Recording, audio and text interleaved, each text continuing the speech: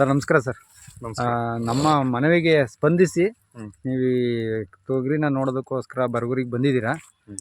ಈಗ ರೈತ ಅವತ್ತು ತುಂಬಾನೇ ಗೋಳ್ಪಟ್ಟಿದ್ದ, ಇದ್ರ ಬಗ್ಗೆ ನಿಮ್ಮ ಅಭಿಪ್ರಾಯ? ಈಗ ರೈತರು ತೊಗರಿನ ವ್ಯವಸಾಯ ತುಂಬ ಚೆನ್ನಾಗಿ ಮಾಡಿದ್ದಾರೆ, ಅದರಲ್ಲಿ ನಾವೇನು ಮಾತಾಡೋಂಗಿಲ್ಲ. ಬಟ್ ಏನಪ್ಪ ಅಂದರೆ ಇವರು ಬಿತ್ತನೆ ಅವಧಿ ನಮಗೆ ಸರಿಯಾಗಿ ಹೇಳ್ತಿಲ್ಲ. ಯಾಕಂದರೆ ನಾವು ತೊಗರಿನ ಜುಲೈ 15ನೇ ತಾರೀಕು ಮೇಲ್ಪಟ್ಟು ನಾವು ತೊಗರಿ ಬಿತ್ತನೆ ಮಾಡೋದಕ್ಕೆ ಹೇಳೋದಿಲ್ಲ. ಆದರೂ ಈಗ ರೈತರಿಗೆ ನಾವು ಮುಂಚೆನೇ ಬೀಜ ಕೊಟ್ಟಿರ್ತೀವಿ, ಮಳೆ ಬಂದಿರಲ್ಲ, ಇಲ್ಲ ಅವ್ರ ಮನೆಯಲ್ಲಿ ಲೇಬರ್ಗಳು ಸಮಸ್ಯೆಗಳು ಇರುತ್ತೆ, ಅವೆಲ್ಲ ನೋಡಿಕೊಂಡು ಅವರು ನಾವು ಹೇಳಿದ್ದ ಅವಧಿ ಬಿಟ್ಕೊಂಡು ಬಿತ್ತನೆ ಮಾಡಿರ್ತಾರೆ. ಸೊ ಹಂಗಾದಾಗ ಏನಾಗುತ್ತೆ ಅಂದರೆ ಲೇಟಾಗಿ ನಾವು ಬಿತ್ತನೆ ಮಾಡಿದಾಗ ತೊಗರಿ ಬರೋದು ಹೂವು ಅವೆಲ್ಲ ಬರೋದು ಲೇಟ್ ಆಗುತ್ತೆ. ಒಂದು ಲೇಟ್ ಆದಾಗ ಏನಾಗುತ್ತೆ, ಅದೇ ಟೈಮ್ಗೆ ಏನಾಯ್ತು ಈ ಸಲ ನಮ್ಮಲ್ಲಿ ಅಕ್ಟೋಬರ್ ತಿಂಗಳಲ್ಲಿ ಮಳೆ ಬಂತು ಮತ್ತು ಮೋಡ ಮುಚ್ಕೊಂಡಿದ್ದು ವಾತಾವರಣ ಇದ್ದಿದ್ದರಿಂದ ವಾತಾವರಣ ಚೇಂಜ್ ಆಗಿ ಎಲ್ಲ ಹೂವುಗಳೆಲ್ಲ ಡ್ರಾಪ್ ಆಗಿದ್ದಾವೆ.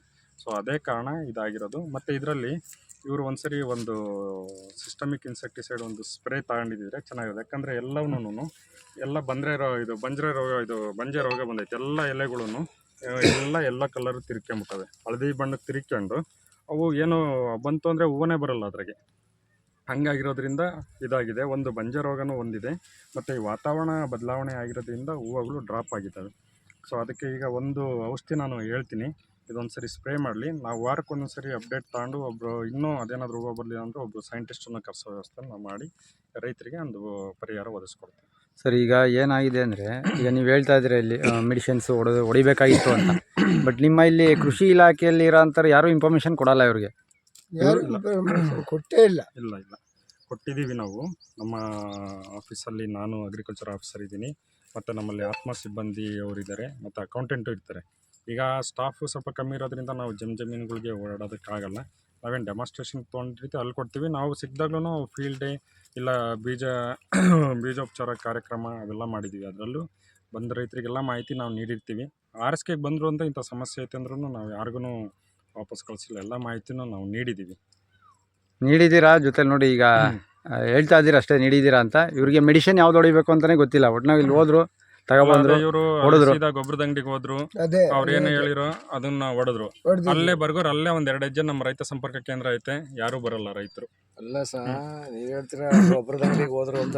ಗೊಬ್ಬರದ ಅಂಗಡಿ ಲೈಸೆನ್ಸ್ ಕೊಡಾರೆ ನೀವು? ಅಣ್ಣ ಲೈಸೆನ್ಸ್ ಕೊಟ್ಟಿರ್ತೀವಣ್ಣ, ಕೊಟ್ಟಾಗ ಒರಿಜಿನಾಲಿಟಿ ಮಾಡಿ ಅಂತ ಅವ್ರಿಗೆ ಅಲ್ಲಣ್ಣ ಒರಿಜಿನಲ್ ಕೊಟ್ಟಿರ್ತಾರೆ. ಈಗ ನೀನು ಡಾಕ್ಟರ್ ಹತ್ರ ಹೋಗಿರ್ತೀಯ, ಈಗ ಹೊಟ್ಟೆ ನೋವು ಅಂತ ಹೋಗಿರ್ತೀಯ ಡಾಕ್ಟರ್ ಹತ್ರ.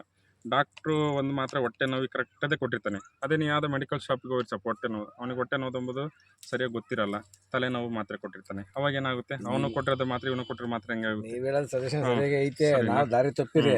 ಬಟ್ ಈಗ ನಮ್ಮ ಕಂಪ್ನಿ ಬೀಜಗಳು ಅಂತೇಳಿ ನಿಮ್ಮ ಆಫೀಸಿಂದ ಇದನ್ನ ತಗೊಂಬಂದು ಖರೀದಿ ಮಾಡಿ ಈಗಾಗಿರ್ತಕ್ಕಂಥದಕ್ಕೆ ಇನ್ನೊಬ್ಬರ ಮೇಲೆ ಅದೇ ಈಗ ಅಲ್ಲಣ್ಣ, ಈಗ ಮುಖ್ಯವಾಗಿ ಕಂಡಂಗೆನೇನೆ ಎಲ್ಲ ಪ್ಲಾಟಿಂಗ್ ಮತ್ತು ಯಾವ್ದು ಒಂದು ಪ್ಲಾಟ್ ಆದ್ರೆ ಏನೋ ರೋಗ ಅನ್ನೋದು, ಎಲ್ಲ ಪ್ಲಾಟ್ ಅಂದ್ರೆ ಬೀಜದ ತೊಂದರೆ ಇರೋದಕ್ಕೆ ಈಗ ಸಾಹೇಬ್ರೆ, ಈಗ ನೋಡಿ, ಈಗ ಮೊನ್ನೆಲ್ಲ ನಿಮ್ ಕೃಷಿ ಇಲಾಖೆಯಲ್ಲಿ ಏನು ಪರಿಹಾರದ್ದೇನೋ ಆಧಾರ್ ಕಾರ್ಡ್ ಪಾಣಿ ತಗೊಂಡು ಅಪ್ಡೇಟ್ ಮಾಡ್ತಾವ್ರೆ. ನಮ್ಗೆ ಇದುವರೆಗೂ ಮಾಹಿತಿ ಇಲ್ಲ. ಇಂಥವು ಮಾಹಿತಿಗಳೇ ರೈತರಿಗೆ ಸಿಗಲ್ಲ. ಇಲ್ಲಣ್ಣ, ಎಲ್ಲ ಪೇಪರಲ್ಲೂ ಎಲ್ಲ ಹಾಕಿದೀವಿ. ನಮ್ಮ ವಾಟ್ಸಪ್ ಪೇಪರ್ ಯಾರು ನೋಡ್ತಾರೆ ಸರ್? ಈ ರೈತರು ಪೇಪರ್ ಓದ್ತೀರ? ವಾಟ್ಸಪ್ ಗ್ರೂಪ್ ಅಲ್ಲೆಲ್ಲ ಹಾಕಿದೀವಿ. ಯಾವ ಗ್ರೂಪ್ ಅಲ್ಲೂ ಇಲ್ಲ. ನಮ್ಮ ಬರಗೂರು ಸ್ವಲ್ಪ ಜನ ಕೊಟ್ಟಿದ್ರಲ್ಲ ಎಲ್ಲರೂ. ಅದೇ ಕೊಟ್ಟಿರೋರಿಗೆ ಮಾತ್ರ ಮೇನ್ ಆಯ್ತು ಸರ್, ಈಗೆಲ್ಲ ಆಗಿದೆ. ನೀವು ನಮ್ಮ ಮನವಿಗೆ ಸ್ಪಂದಿಸಿದ್ರೆ ರೈತರಿಗೆ ಪರಿಹಾರ ಬೇಕಿದ್ಕೆ ತೊಗರಿ ಬೆಳೆ ಪರಿಹಾರ ನಮ್ಮ ಹೋಬಳಿ ಮಟ್ಟ ತಾಲೂಕು ಮಟ್ಟದಿಂದ ಹಿಡಿದು ಪಂಚಾಯತಿ ಮಟ್ಟಕ್ಕೆ ನೀವು ಕೊಡಿಸ್ಕೊಡ್ರಿ. ಈಗ ಏನಾಗಿದೆ ಗೊತ್ತಾ ಸರ್, ನೋಡಿ ಇಲ್ಲೇ ಪಕ್ಕದಾಗ ಒಂದು ಫ್ಲಾಟ್ ಇದೆ, ಅದು ಏನಿಲ್ಲ ಇವ್ರದೇ. ಆಮೇಲೆ ಇಲ್ಲೇ ನಮ್ದು ಇದೆ, ಅದು ಮೇಲ್ಗಡೆ ಒಂದ್ ಭಾಗ ಸೇಮ್ ಇದೇ ತರ ಇದಾಗಿದೆ, ಕೆಳಗಡೆ ಆದ್ರೆ ಇಲ್ಲ. ಒಬ್ಬರದಾದ್ರೆ ಅದೊಂಥರ ಟೋಟಲಿ ನಮ್ಮ ಕಂಪ್ಲೇಂಟ್ ಬೀಜನೇ ಸರಿ ಇಲ್ಲ ಅಂತ. ಕಟ್ಟಿದಿರಲ್ಲ, ಆಯ್ತು, ಅದು ಬೇರೆ ವಿಚಾರ ಆಗುತ್ತೆ. ಕಟ್ಟಿದೆ, ಹೋದ್ ಸಲ ಕಟ್ಟಿದ್ದೆ ಬರ್ಲಿಲ್ಲ. ಇದಕ್ಕೆ ತಯಾರು ಮಾಡ್ತಾರೆ ಅವ್ರು ಬರೀತಾರಪ್ಪ. ಹೊಸಳ್ಳಿ ಪಂಚಾಯತಿಗೆ ಹೊಸಳ್ಳಿ ನೋಡಿ ಸರ್, ನಿಮ್ಮ ಊರಿಗೆ 8,000 ರೂಪಾಯಿ ಹಾಕೊಂಡಿದ್ದಾರೆ ಕಡಲೆಕಾಯಿ. ಈ ನಮ್ಮ ಇದಕ್ಕೆ ಅದು ಹಂಗ್ ಬರಲ್ಲಣ್ಣ, ಅದು ಪಂಚಾಯತಿ ಆಗ್ಲೇ ಸರಾಸರಿ ಇಳುವರಿ ಅಂತ ಹೇಳಿದ್ನಲ್ಲ, ಹಂಗ್ ಮಾಡ್ತಾರೆ. ಈಗ ಬೆಳೆ ಕಟಾವು ನಾವು ಒಬ್ಬರೇ ಮಾಡಲ್ಲ, ನಾವು ಮಾಡ್ತೀವಿ, ಕಂದಾಯದವ್ರು ಮಾಡ್ತಾರೆ, ರೆವಿನ್ಯೂದವ್ರು ಮಾಡ್ತಾರೆ, ತೋಟಗಾರಿಕೆ ಇಲಾಖೆಯವ್ರು ಮಾಡ್ತಾರೆ. ಅವೆಲ್ಲ ಮಾಡ್ಬಿಟ್ಟು ಸರಾಸರಿ ಇಳುವರಿ ಅದೇ ತಗೊಳ್ಳೋದು. ನೀವೆಲ್ಲ ಈಗ- ಡಿಪಾರ್ಟ್ಮೆಂಟ್ ಅವ್ರು ಮಾಡುವಾಗ ಇಂಥ ಜಮೀನುಗಳನ್ನ ಆಯ್ಕೆ ಮಾಡ್ಕೊಳ್ರಿ. ಇಲ್ಲ, ನೀವು ಯಾವ ಹಂಗೆ- ಫಸಲು ಬಂದಿರೋ ಮಾಡ್ಕೊಂಡು ಹೋಗಿ ಅವನ್ನ ಹಾಕೋಯ್ದ್ರೆ ಅದು ಹಂಗ್ ಬರಲ್ಲ. ಅದಕ್ಕೆ ಒಂದು ಪ್ರೊಸೀಜರ್ ಇರುತ್ತೆ. ಪ್ರೊಸೀಜರ್ ಇರುತ್ತೆ. ಆ ಪ್ರೊಸೀಜರ್ ಪ್ರಕಾರ ನಾವು ಮಾಡ್ತೀವಿ. ಜೊತೆಗೆ ಇದು ಇವಾಗ ಸಾರ್ವಜನಿಕ ಪರಿಹಾರಕ್ಕೆ ಒಳಪಡ್ತಕ್ಕಂಥ ಮ್ಯಾಟ್ರ್ ಇದು. ಅವ್ರು ಕೊಟ್ಟಿರ್ತಕ್ಕಂಥ ಇನ್ಸೂರೆನ್ಸ್ ಹಾಳಾಗೋಲ್ಲ ಇರ್ಲಿ. ಸರ್ಕಾರದಿಂದ ಅವಾಗ ಪರಿಹಾರ. ಯಾವುದೋ ಒಂದು ಬೆಳೆ ಒಬ್ಬನ ಹೊಲ್ದಾಗೆ ಗೊಲ್ದರದಾಗ ಹೋಗು ನೀನು ಚೆನ್ನಾಗಿ ಇದಕ್ಕಿಂತ ದೊಡ್ಡದಾಗ ಬೆಳೆದಿರುತ್ತೆ, ಅದೇ ಇದಕ್ಕಿಂತ ಮುಚ್ಕೊಂಬಂತ ಬೆಳೆದಿರೋದಾಗು ಹಿಂಗೆ ಇರ್ತವೆ. ಏನು ಇಲ್ದಲ್ಲ ಬರೀ ಈಟ ಹತ್ರ ಗಿಡ ಇರಲಿ ನೋಡಿ ಹಿಂಗೆ ಒಂದೆರಡು ಹೂ ಹೊಡಿತೇವೆ, ಒಂದೆರಡು ಕಾಯಿ ಆಗ್ತೇವೆ. ಅದು ಆವಾಗಿನ ಪರಿಸ್ಥಿತಿ ತಕ್ಕನಾಗಿ ಹೋಗ್ತೈತಿ. ನಾವು ಈಗ ತಿಂಗಳು ಬಿಟ್ಟು ಬಂದ್ರೆ ಇವೆರಡು ಕಾಯಿ ಆಗಿರ್ತೇವೆ.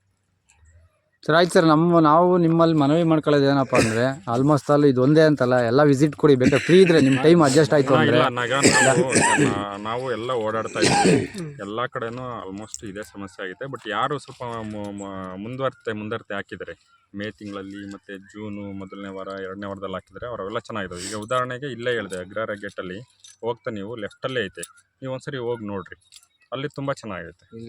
ಸರ್ ಈಗ ಏನಾದ್ರು ಮಾಡಿ ಪರಿಹಾರ ಬಡಗ್ ಮಾಡಿ ಸರ್, ಅಷ್ಟೇ ನಾವು ಕೇಳ್ಕೊಳ್ಳೋದು. ಬಂದಿದ್ದೀರಾ ಈಗ ನಾವು ಒಂದು ವಿಡಿಯೋ ಹಾಕಿದ್ಕೆ ಮನೆಗೆ ಸ್ಪಂದಿಸಿ ಬಂದಿದ್ದೀರಾ, ನೀವು ಏನೋ ವ್ಯವಸ್ಥೆ ಮಾಡಿಕೊಡಿ ಅಂತ ಕೇಳ್ತಾ ಇದ್ದೀವಿ ನಾವು. ಆಕ್ಚುಲಿ ಇನ್ನೊಂದು ರೈತರ ಪರವಾಗಿ ರೈತರ ಪರವಾಗಿ